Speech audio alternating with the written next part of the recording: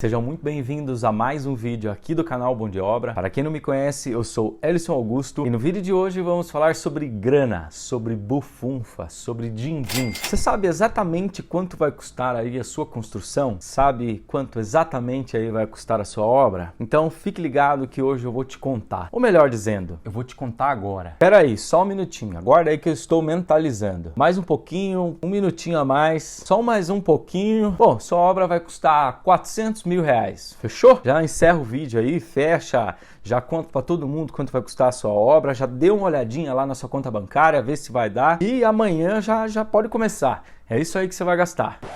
Não é por isso que você clicou aí no vídeo. Acontece assim, tem uma galera, tem muita gente aí na internet que promete, muita gente no mercado também, que promete valores absurdos, passam valores que não tem o menor cabimento. E muita gente acredita e vai na ilusão desse custo e acaba se dando mal. E é por essa e por outras que está lotado de obras inacabadas por aí. A pessoa ela vai na ilusão ou confiando no tio da esquina aí que nem sabe o que está fazendo, tá passando um valor aí que não tem nem cabimento e você acaba acreditando. Imagine você chegando numa agência de carro, chega numa agência uma agência multimarcas. Você chega pro vendedor e fala: "Pô, eu quero comprar um carro. Quanto custa um carro?" Ele vai olhar para tua cara e vai falar: "Que carro?" Não, me dê um valor médio aí, mais ou menos quanto custa um carro aí. Bom, eu tenho um carro aqui de R$30 mil e eu tenho um carro de R$1 milhão. Não, eu sei, mas eu quero um valor médio, mais ou menos. Quanto vai custar aí, mais ou menos? Bom, eu vou fazer essa conta média para você. Vou pegar aqui R$30 mil, vou somar R$1 milhão, igual, vou dividir por 2... e vai me dar R$515 mil. 515. Tanto é, a média do valor de um carro é R$515 mil aqui dentro da agência. É uma média aí simples. Somei o mais barato com o mais caro e dividi por 2 e tá aí a média. Fechou? É isso aí que você tá buscando? Não é bem assim, não é mesmo? O ponto de partida nossa é sempre o nosso projeto, certo? Não é o nosso projeto. O ponto de partida nossa é o nosso terreno. É a partir do nosso terreno que nós vamos começar a ter uma ideia, uma base de quanto isso vai custar. Bom, se eu tenho um terreno que é um tapete, que ele é lisinho, que é planinho, que você não vai precisar fazer nenhum tipo de obra de terraplenagem, isso é excelente. Você já começou um ponto positivo, já economizou uma grana na terraplenagem. Agora, se o seu terreno ele for sinuoso, mas parece uma montanha, aí você já vai gastar um pouco mais na terraplenagem. Ou você vai ter que investir um pouco mais em estrutura para aproveitar aí essa topografia do terreno. Outra coisa que você vai precisar fazer, sondagem do terreno. O que essa sondagem ela vai nortear? Ela vai nortear a minha fundação, porque eu tenho uma fundação que é extremamente em conta, é uma fundação direta, é uma sapata corrida, uma sapata isolada, é um platô de concreto, um radier que a gente chama, que vai custar aí mais barato do que uma fundação extremamente profunda, principalmente se seu terreno tiver com água, tiver com um lençol freático lá embaixo. E aí você vai precisar partir para outros tipos de fundação que vão custar, sei lá, 5 vezes, 10 vezes mais. Então você acaba não tendo um valor exato aí do que você vai gastar. E daí você precisa partir para uma fundação em hélice contínua, uma fundação Strauss, uma batistaca, fundações que custam 10 vezes mais aquilo que você estava prevendo, ou aquilo que você estava imaginando, não é mesmo? Beleza, aí é parte do terreno. Comprei um terreno que seja bacana, ele é um tapetinho, é retinho, não vai precisar de terraplenagem e a fundação também superficial, pô, super legal, terreno super duro, super agradável, vou economizar uma grana na fundação. E agora? Consigo ter o valor exato aí da minha construção? E a resposta é não, é claro, né? Então partimos para a concepção do nosso projeto. Tá lá na agência de carro, você começa a fechar o grade, começa a dar forma aí à sua vontade e ao seu sonho. Então, eu quero uma casa com 4 quartos, eu quero um sobrado, uma casa térrea, meu terreno comporta uma casa sobradada ou uma casa térrea. Precisamos saber da área quadrada da sua casa. Então, se eu tenho 4 quartos, se eu tenho quantos banheiros, se vai ter piscina, se minha piscina vai ser de alvenaria com pastilha, ou minha piscina vai ser de alvenaria com vinil ou se minha piscina vai ser de fibra. Tá vendo como tem muitas variáveis aí? Por exemplo, banheiro. Você sabia que para construir um banheiro custa muito mais caro do que construir um quarto, por exemplo? Um banheiro você tem piso, você tem azulejo, você tem bacia sanitária, você tem um granito da cuba, ou você tem a cuba, você tem a torneira, você tem o chuveiro, você tem a tubulação hidráulica, você tem a tubulação de água, de esgoto, se tiver água quente. Esses custos, eles variam. E quanto maior for o seu banheiro, mais revestimento você vai gastar, mais piso você vai gastar, mais cano você vai gastar. Eu quero uma cuba dupla, mais torneira você vai gastar, mais chuveiro. Eu quero 2 chuveiros no meu box. O chique é 2 chuveiros, vamos fazer 2 chuveiros aí. Isso também influencia diretamente aí no custo final da sua obra. Então, por isso que é tão difícil você mensurar e você saber exatamente quanto vai custar a sua casa. E a única maneira de você saber exatamente, mas exatamente quanto sua casa vai custar é comprando uma pronta. Infelizmente é comprando uma casa pronta. Ou você acaba fechando uma obra no valor fechado, com material e mão de obra, que acaba te amarrando em tudo, porque vai ser difícil você escolher um tipo de acabamento que não exceda um pouquinho o valor que você tenha que pagar além do combinado, e você fica na mão de alguém que está recebendo e você não sabe exatamente se está colocando produtos de inteira qualidade, porque se está fazendo valor fechado, a pessoa que vai construir ela vai querer economizar ao máximo para ter o máximo de retorno.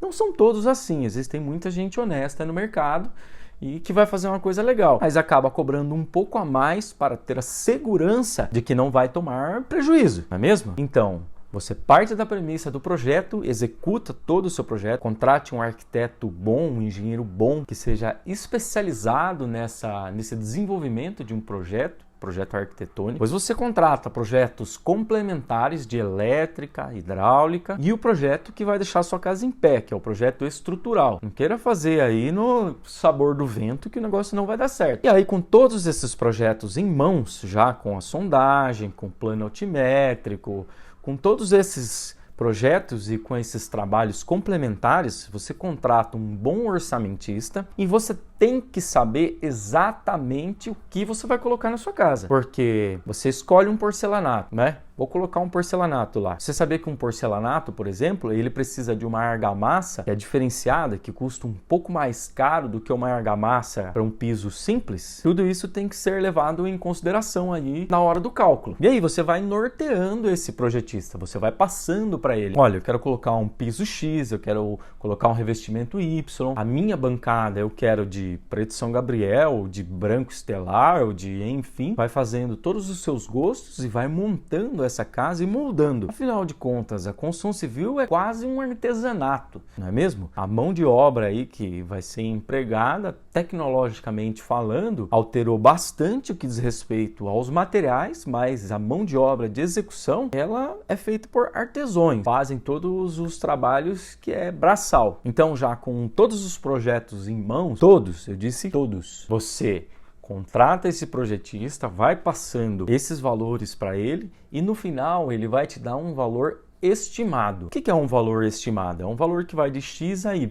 Poxa, a minha casa ela vai custar entre 300 e 400 mil reais. Poxa, mas essa faixa de preço que tem uma variação aí de 100 mil reais, pode variar tanto assim?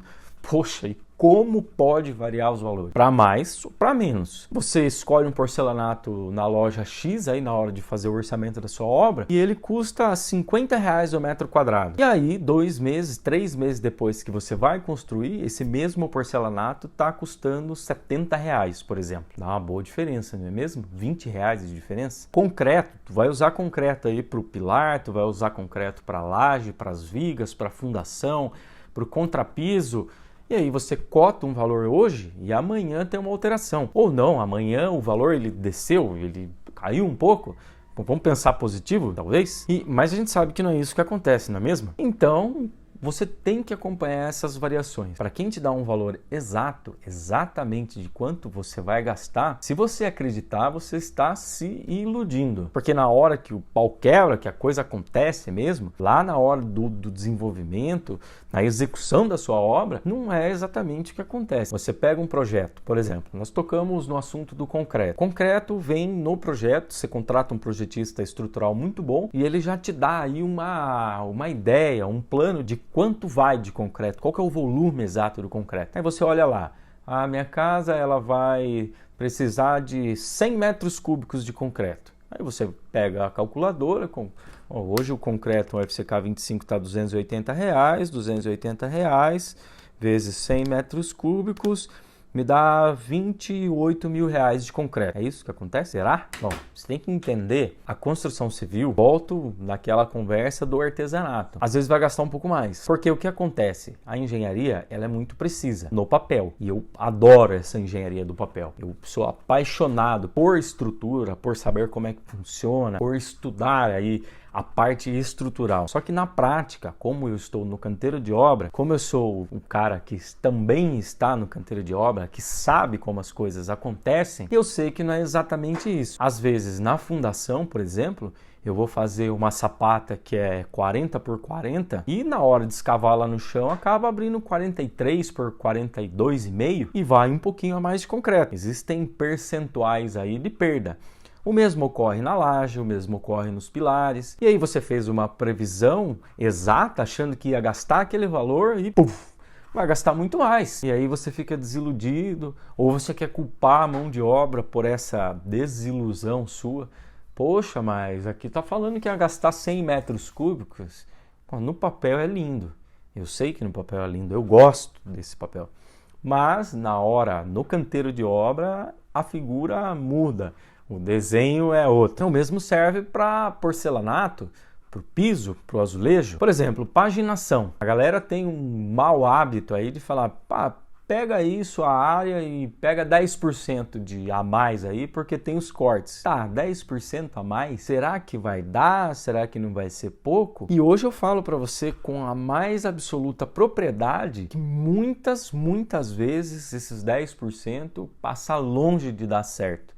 Porque você pega uma medida do piso e você não compatibiliza com o ambiente e às vezes dá um corte para um lado, um corte para o outro, um corte na frente, um corte atrás e dá muito mais do que esses 10%. Ou você compra esses 10% sobre uma área muito grande. Você tem um retângulo lá, você tem um quadrado, um retângulo que vai muito daquele piso. Um salão de festa. E esses 10% de 200 metros, por exemplo, vai sobrar muito piso. Tem uma área retangular ali bonitinha, onde está no esquadro, legal. E aí você compra esses 10% sem paginar o seu ambiente, sem enxergar exatamente o que está acontecendo. E você gasta a grana à toa.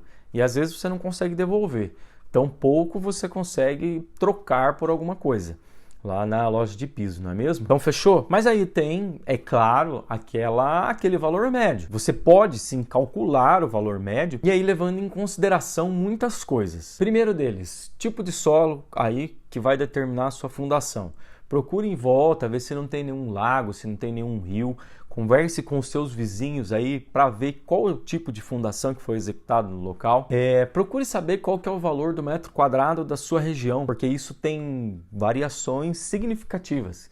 Aqui no interior de São Paulo é um valor, na capital é outro valor, mais para o interior é outro valor completamente diferente. Material até que não tem tanta variação, mas a mão de obra ela influencia diretamente, já que a mão de obra ela custa em média 1/3 do valor aí da sua casa, do valor da sua obra. Então, agora já está mudando um pouco o cenário porque o material está subindo demais, mas era em média esse valor. E se prepare aí financeiramente para você não ter nenhuma surpresa e para sua casa não ficar parada, para sua obra não ficar totalmente abandonada aí por falta de recursos financeiros. Fechou? Um recurso muito interessante que nós temos que é o CUB, C-U-B.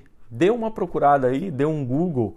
Ele te dá um valor médio, mas ele leva em consideração a sua região, leva em consideração uma série de fatores aí. O padrão que você vai construir, se você vai usar esquadria de alumínio, de ferro, qual que é o tipo do método construtivo, se é concreto armado, se é alvenaria estrutural, se é seja o que for. Mas ele leva em consideração muitos fatores, para te dar um valor ainda que médio. Então assim, se prepare financeiramente, não tenha um budget, não tenha um valor aí final que seja cravado, porque você pode se surpreender e você pode se dar mal. Contrate sempre profissionais gabaritados, profissionais que tenham experiência no mercado, para que você não perca dinheiro. Fechou? Se você não é inscrito no canal, se inscreva, acompanhe nossos vídeos. Nós estamos com um diário de obra, onde eu trago vídeos diários mostrando o dia a dia, como é que funciona aí, todos os materiais, planejamento, enfim. Se curtiu esse vídeo, deixe seu like. Muito obrigado e um grande abraço.